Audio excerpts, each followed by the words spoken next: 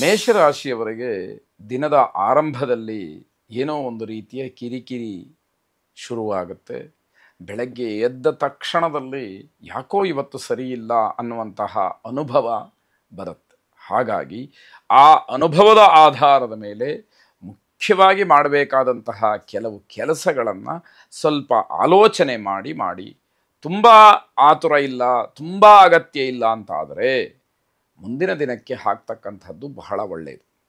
ಒಂದು ವೇಳೆ ಅನಿವಾರ್ಯ ಇದ್ದಾಗ ಬೇರೆ ದಾರಿ ಇರುವುದಿಲ್ಲ. ಅದರಲ್ಲಿ ಏನು ಬದಲಾವಣೆಗಳನ್ನು ಮಾಡೋಕ್ಕೆ ಸಾಧ್ಯನೋ ಅಷ್ಟನ್ನು ಮಾಡಿಕೊಂಡು ಮುಂದುವರಿಯುವಂಥದ್ದು ಒಳ್ಳೆಯದಾಗಿರುತ್ತೆ. ಆಂತರಿಕವಾದಂತಹ ಶಕ್ತಿ ಕಡಿಮೆ ಆಗದೇ ಇರೋ ಹಾಗೆ ಗಮನಿಸ್ಕೊಳ್ಬೇಕು. ಅಂದರೆ ಮನಸ್ಸಿನ ಶಕ್ತಿ ಕುಗ್ಗಿ ಹೋಗ್ಬಿಟ್ರೆ, ಇವತ್ತು ನನಗೇನು ಆಗೋದಿಲ್ಲಪ್ಪ, ಬೆಳಗ್ಗೆ ಎದ್ದಾಗಿನಿಂದ ಏನೋ ಕಿರಿಕಿರಿ ಆಗ್ತಾ ಇದೆ ಅಂತ ಹೇಳಿ ನಿಮ್ಮಷ್ಟಕ್ಕೆ ನೀವೇ ಅಸಮಾಧಾನವನ್ನು ತೋರಿಸಿ ಯಾವ ಪ್ರಯತ್ನವನ್ನೂ ಮಾಡದೇ ಇದ್ದರೆ ಅದು ನಿಮಗೆ ಬಹಳಷ್ಟು ತೊಂದರೆಗೆ ಕಾರಣವಾಗುತ್ತೆ ಅಂತ ಅರ್ಥ. ಮನೆಯಲ್ಲಿ ಜಗಳ ಆಗ್ತಕ್ಕಂತಹ ಸಾಧ್ಯತೆ ಇದೆ. ಇವೆಲ್ಲ ಸೂಚನೆ.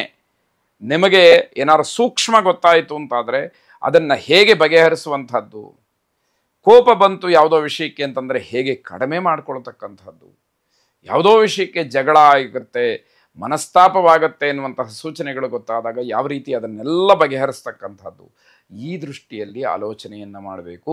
ಇದಕ್ಕೆ ಮುನ್ನೆಚ್ಚರಿಕೆಯನ್ನು ವಹಿಸಬೇಕಾದಂಥದ್ದು, ತಾಳ್ಮೆಯಿಂದ ಎಲ್ಲ ವಿಷಯವನ್ನು ಗಮನಿಸಿ ಬದಲಾಯಿಸಬೇಕಾದಂಥದ್ದು, ಪರಿವರ್ತನೆಗೆ ಒಳಪಡಿಸಬೇಕಾದಂಥದ್ದು ಅತಿ ಮುಖ್ಯವಾಗುತ್ತೆ. ಹೊಗಳುವವರೇ ನಿಮಗೆ ಮೋಸವನ್ನು ಮಾಡ್ತಾರೆ. ನಿಮ್ಮ ಜೊತೆಯಲ್ಲಿರ್ತಾರೆ, ನಿಮ್ಮನ್ನು ಎಲ್ಲ ರೀತಿಯಲ್ಲೂ ಹೊಗಳುತ್ತಾರೆ, ನಿಮ್ಮನ್ನು ಗುಣಗಾನ ಮಾಡ್ತಾರೆ. ಆದರೆ ಯಾವಾಗ ನೀವು ಅವರನ್ನು ನಂಬುತ್ತೀರಿ ಆಗ ಮೋಸಕ್ಕೆ ಕಾರಣ ಆಯಿತು ಅಂತ ಅರ್ಥ. ಬೇರೆಯವರು ಆಡ್ತಕ್ಕಂತಹ ಮಾತಿನ ಬಗ್ಗೆ ಗಮನ ಇರಲಿ. ಯಾವ ಮಾತುಗಳನ್ನು ಯಾವ ಸಂದರ್ಭದಲ್ಲಿ ಹೇಗೆ ಮಾತಾಡ್ತಾರೆ, ಹಿಂದೆ ಅವರು ಈ ವಿಷಯಗಳೇ ಬಂದಾಗ ಏನು ಮಾತಾಡಿದ್ರು ಅನ್ನುವಂಥದ್ದೆಲ್ಲ ನಿಮ್ಮ ಗಮನದಲ್ಲಿ ಇರಬೇಕಾಗತ್ತೆ. ಅದನ್ನು ನೀವು ವ್ಯತ್ಯಾಸ ಮಾಡಿಕೊಂಡ್ರಿ ಆಗ ಮಾತ್ರ ಅದು ದೊಡ್ಡ ತಪ್ಪಾಗಲಿಕ್ಕೆ ಕಾರಣವಾಗತ್ತೆ. ಸ್ಪರ್ಧಾತ್ಮಕವಾದಂತಹ ಪರೀಕ್ಷೆಗಳಲ್ಲಿ ಉತ್ತಮವಾದಂತಹ ಫಲಿತಾಂಶ ಸಿಕ್ಕುವಂತಹ ವಿದ್ಯಾರ್ಥಿಗಳು ಬಹಳ ಸಂತೋಷ ಪಡುವಂಥದ್ದು. ನಿಮ್ಮ ಪ್ರಯತ್ನ ಏನಿದೆ ಅದು ಸಫಲತೆಯನ್ನು ಕಾಣ್ತು, ನಿಮಗೆ ಉತ್ತಮವಾದಂತಹ ಫಲಿತಾಂಶ ಸಿಕ್ತು ಅನ್ನುವಂಥದ್ದು. ಮಹಾಗಣಪತಿಯನ್ನು ವಿಶೇಷವಾಗಿ ಪ್ರಾರ್ಥನೆ ಮಾಡಿ ಶುಭವಾಗಿ. ವೃಷಭ ರಾಶಿ, ಬೇರೆಯವರ ವಿಚಾರಕ್ಕೋಸ್ಕರವಾಗಿ ಸಮಯವನ್ನು ವ್ಯರ್ಥ ಮಾಡಿಕೊಳ್ಬೇಡಿ. ಯಾರೋ ಬಂದು ನಿಮ್ಮನ್ನು ಏನೋ ಕೇಳ್ತಾರೆ, ಬೇರೆಯವರಿಗೆ ನಿಮಗೆ ಗೊತ್ತಿರುವಂತಹ ವಿಷಯದಲ್ಲಿ ಮಾರ್ಗದರ್ಶನವನ್ನು ತಿಳುವಳಿಕೆಯನ್ನು ಹೇಳಬೇಕಾದ್ದು ಒಳ್ಳೆಯದು. ಆದರೆ ಅವರ ವಿಷಯದಲ್ಲೇ ಪೂರ್ಣವಾಗಿ ಮಗ್ನರಾಗಿ ನಿಮ್ಮ ಕೆಲಸಗಳನ್ನು, ನಿಮ್ಮ ಅಗತ್ಯತೆಗಳನ್ನು, ನಿಮ್ಮ ಕರ್ತವ್ಯಗಳನ್ನು, ಜವಾಬ್ದಾರಿಯನ್ನು ನೀವು ಸರಿಯಾಗಿ ನಿಭಾಯಿಸದೇ ಇರತಕ್ಕಂಥದ್ದು ತಪ್ಪಾದೀತು. ಮನಸ್ಸಿನಲ್ಲಿ ಯಾವುದೇ ಕಾರಣಕ್ಕೂ ಕೂಡ ಹತಾಶೆಯ ಭಾವ ಬರಬಾರ್ದು. ಹಾಗೆ ನೋಡ್ಕೊಳ್ಬೇಕು. ಈ ಕೆಲಸ ನನ್ನಿಂದ ಆಗೋದಿಲ್ಲಪ್ಪ, ನಾನು ಈ ಪ್ರಯತ್ನವನ್ನು ಮಾಡಿ ಸೋತ್ಬಿಟ್ಟೆ ಅಂತ ಹೇಳಿ ಆ ಭಾವನೆ ಬರಬಾರ್ದು. ಅದು ಕೇವಲ ಯಾವುದಕ್ಕೆ ಪ್ರಯತ್ನ ಮಾಡಿರ್ತೀರೋ ಆ ಕೆಲಸಕ್ಕೆ ಮಾತ್ರ ಅಲ್ಲ, ಆಗಬೇಕಾದಂತಹ ಬೇರೆ ಕೆಲಸಕ್ಕೂ ಕೂಡ ಅದು ಅಡ್ಡಿಯಾಗುತ್ತೆ. ಆ ಒಂದು ಧೈರ್ಯವನ್ನು ಕಡಿಮೆ ಮಾಡಿಬಿಡುತ್ತೆ. ಆ ವಿಚಾರ ನಿಮಗೆ ಗೊತ್ತಿರಬೇಕಾಗತ್ತೆ. ದಾಂಪತ್ಯ ಜೀವನದಲ್ಲಿ ಅಹಂಕಾರದ ಸಮಸ್ಯೆ, ಈಗೋ ಪ್ರಾಬ್ಲಮಲ್ಲಿ ನಾನು ಹೇಳಿದ್ದನ್ನೇ ಕೇಳಬೇಕು, ನಾನು ಯಾಕೆ ಅವರು ಹೇಳಿದ್ದನ್ನು ಕೇಳಬೇಕು, ಇವೆಲ್ಲ ನಿಮ್ಮ ವೈಯಕ್ತಿಕವಾದಂತಹ ಪ್ರತಿಷ್ಠೆಗಳು ಇಡೀ ಸಂಸಾರವನ್ನು ಹಾಳು ಮಾಡೋದಕ್ಕೆ ಕಾರಣವಾಗುತ್ತೆ. ಆ ವಿಚಾರಗಳಲ್ಲಿ ಸ್ವಲ್ಪ ಮಟ್ಟಿಗೆ ತಗ್ಗಿ ಬಗ್ಗಿ ನಡೆದರೆ, ಒಂದಷ್ಟು ಸಾಮರಸ್ಯವನ್ನು ಕಾಪಾಡಿಕೊಂಡ್ರೆ, ಹೊಂದಾಣಿಕೆಯಿಂದ ನಡೆದರೆ ಆ ಸಂಸಾರ ಬಹಳ ಸಂತೋಷಯುತವಾಗಿ ಇರುತ್ತೆ ಅಂತಕ್ಕಂಥದ್ದು. ಉದ್ಯೋಗದಲ್ಲಿ ಎಚ್ಚರಿಕೆಯನ್ನು ವಹಿಸಿ. ನೀವು ಮಾಡ್ತಕ್ಕಂತಹ ಕೆಲಸ, ನಿಮ್ಮ ಜವಾಬ್ದಾರಿಯುತವಾದಂತಹ ಸ್ಥಾನ ನಿಮಗೆ ಯಾವುದೇ ಕಾರಣಕ್ಕೂ ಕೂಡ ಅಗೌರವವನ್ನು ತರಬಾರದು. ನಿಮ್ಮ ಗೌರವವನ್ನು ಕಾಪಾಡಿಕೊಳ್ತಕ್ಕಂತಹ ಪ್ರಯತ್ನ ಏನಿದೆ ಅದು ಬಹಳ ಪ್ರಾಮಾಣಿಕವಾಗಿ ಶುದ್ಧವಾಗಿ ಇರಬೇಕು ಅನ್ನುವಂಥದ್ದು ಅರ್ಥ. ಅತಿಯಾದಂತಹ ಆತ್ಮವಿಶ್ವಾಸ ಬೇಡ. ಓವರ್ ಕಾನ್ಫಿಡೆನ್ಸ್, ನನಗೆಲ್ಲವೂ ಗೊತ್ತು, ನಾನು ಎಲ್ಲವನ್ನೂ ನಿಭಾಯಿಸ್ತೀನಿ, ಏನು ಬಂದರೂ ತಡ್ಕೊಳ್ತೀನಿ, ಈ ರೀತಿಯ ವಿಚಾರಗಳು ಬೇಡ.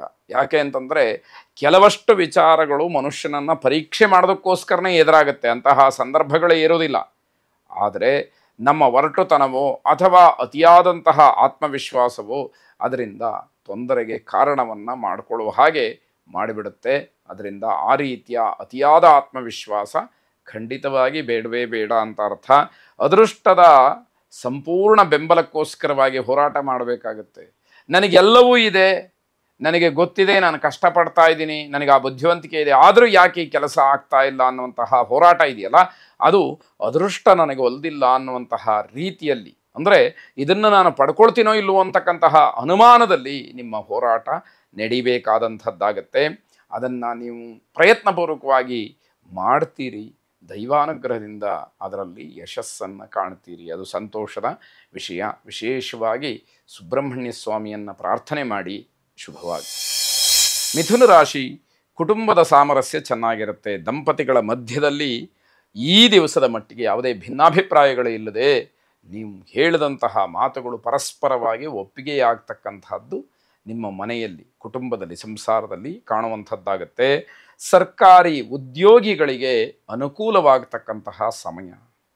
ಸರ್ಕಾರದಿಂದ ಆಗಬೇಕಾದಂತಹ ಸವಲತ್ತುಗಳು, ಅನುಕೂಲತೆಗಳು, ಅಥವಾ ನಿಮಗೆ ಯಾವುದಾದ್ರೂ ಸಮಸ್ಯೆಗಳನ್ನು ಪರಿಹಾರ ಮಾಡಿಕೊಡಬೇಕು ಅಂತ ಹೇಳಿ ಕೇಳಿದ್ದೋ ಏನೇ ಬೇಕಾದರೂ ಇರ್ಬೋದು, ಅವೆಲ್ಲವೂ ಕೂಡ ಸ್ವಲ್ಪ ಮಟ್ಟಿಗೆ ಅನುಕೂಲವನ್ನು ತಂದುಕೊಡುತ್ತೆ. ಬೇರೆಯವರ ಸಲಹೆಗಿಂತ ನಿಮ್ಮ ಆಲೋಚನೆ ಏನಿದೆ ಅದು ಬಹಳ ಮುಖ್ಯವಾಗುತ್ತೆ. ಬೇರೆಯವರ ಸಲಹೆ ಬೇಡವೇ ಬೇಡ ಅಂತಲ್ಲ, ಇರಲಿ, ಆ ಸಲಹೆಯನ್ನು ತಗೊಳ್ಳಿ.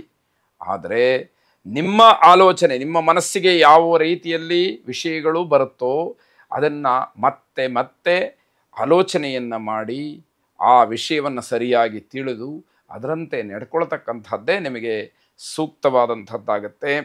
ಆತ್ಮೀಯರನ್ನು ಭೇಟಿ ಮಾಡ್ತಕ್ಕಂತಹ ಅವಕಾಶ ಇದೆ. ಯಾವುದೋ ಗೊಂದಲದಲ್ಲಿ ಸಿಗಹಾಕ್ಕೊಂಡ್ರೆ ಅದನ್ನು ಪರಿಹರಿಸೋಕ್ಕೆ ಯಾವುದೋ ಒಂದು ಉತ್ತಮವಾದಂತಹ ಸಲಹೆಗೋ ಮಾರ್ಗದರ್ಶನಕ್ಕೋ ಯಾರಾದರೂ ಬೇಕಲ್ಲ. ನಿಮ್ಮ ಆತ್ಮೀಯರು ಯಾರು ನಿಮ್ಮ ಹಿತವನ್ನು ಬಯಸ್ತಾರೆ ಅಂಥವರನ್ನು ಭೇಟಿ ಮಾಡಲಿಕ್ಕೆ ಅವಕಾಶಗಳಿರುತ್ತೆ.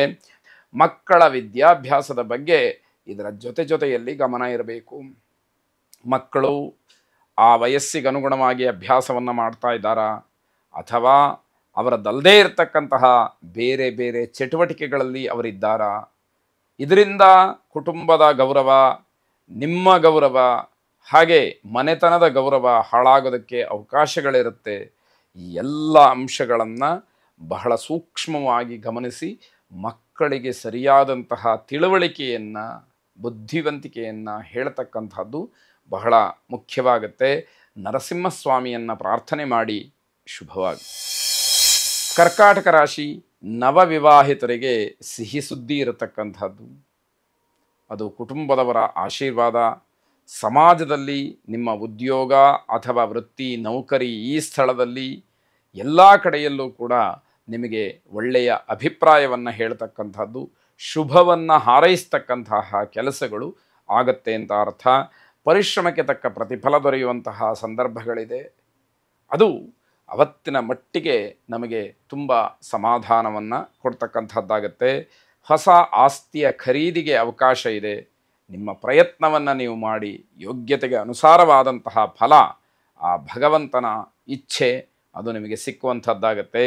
ನೌಕರಿಯಲ್ಲಿ ಸ್ವಲ್ಪ ಜಾಗ್ರತೆಯನ್ನು ವಹಿಸಿ. ಯಾವುದೇ ಕಾರಣಕ್ಕೂ ಒರಟುತನದ ಮಾತಾಗಲಿ, ಅಥವಾ ನಿಮಗಿಂತ ಮೇಲ್ಪಟ್ಟ ಅಧಿಕಾರಿಗಳೋ ಅಥವಾ ನಿಮ್ಮ ಸಹೋದ್ಯೋಗಿಗಳೋ ಏನನ್ನಾದರೂ ಹೇಳಿದರೆ ಅದನ್ನು ತತ್ಕ್ಷಣದಲ್ಲಿ ತಿರಸ್ಕಾರ ಮಾಡ್ತಕ್ಕಂತಹ ಮನೋಬುದ್ಧಿಯನ್ನು ದೂರ ಮಾಡಿಕೊಳ್ಳಿ. ಇಲ್ಲದೇ ಇದ್ದರೆ ಕೆಲಸದಲ್ಲಿ ಸಮಸ್ಯೆ ಆಗತ್ತೆ ಅನ್ನುವಂಥದ್ದು. ಸಹೋದರ ವರ್ಗದಿಂದ ಉತ್ತಮವಾದಂತಹ ಸ್ಪಂದನೆ ಸಿಕ್ಕುತ್ತೆ. ಅಣ್ಣ ತಮ್ಮ, ಅಕ್ಕ ತಂಗಿಯರು ನಿಮ್ಮೆಲ್ಲ ಯೋಚನೆಗಳಿಗೆ, ನಿಮ್ಮ ಕೆಲಸಕ್ಕೆ, ನಿಮ್ಮ ಪ್ರಯತ್ನಕ್ಕೆ, ನಿಮ್ಮ ನಿರಂತರವಾದಂತಹ ಏನೋ ಒಂದು ಹೊಸ ಹುಡುಕಾಟಕ್ಕೆ ಅವರ ಸಲಹೆ, ಸಹಕಾರ, ಸಹಾಯ ಪ್ರತಿಯೊಂದು ಕೂಡ ಸಿಕ್ಕುವಂಥದ್ದಿರುತ್ತೆ. ಹಿರಿಯ ಸಂಬಂಧಿಕರ ಆರೋಗ್ಯದ ಬಗ್ಗೆ ಸ್ವಲ್ಪ ಗಮನ ಇರಲಿ. ವಯಸ್ಸಾದಂತಹ ಬಂಧುಗಳು ಮನೆಯಲ್ಲಿದ್ದರೆ, ನಿಮ್ಮ ಬಂಧುಗಳಲ್ಲಿ ವಯಸ್ಸಾದವರಿದ್ದರೆ ಅವರ ವಿಚಾರದ ಬಗ್ಗೆ ಸ್ವಲ್ಪ ಗಮನ ಇರಲಿ. ಅದನ್ನು ಗಮನದಲ್ಲಿಟ್ಟುಕೊಂಡು ನಿಮ್ಮ ಯೋಚನೆಗಳನ್ನು ನೀವು ನಿರ್ಧಾರ ಮಾಡಿ ಅನ್ನುವಂತಹ ಸೂಕ್ಷ್ಮ ಶಿವಾರಾಧನೆಯನ್ನು ಮಾಡಿ. ಶುಭವಾಗಿ.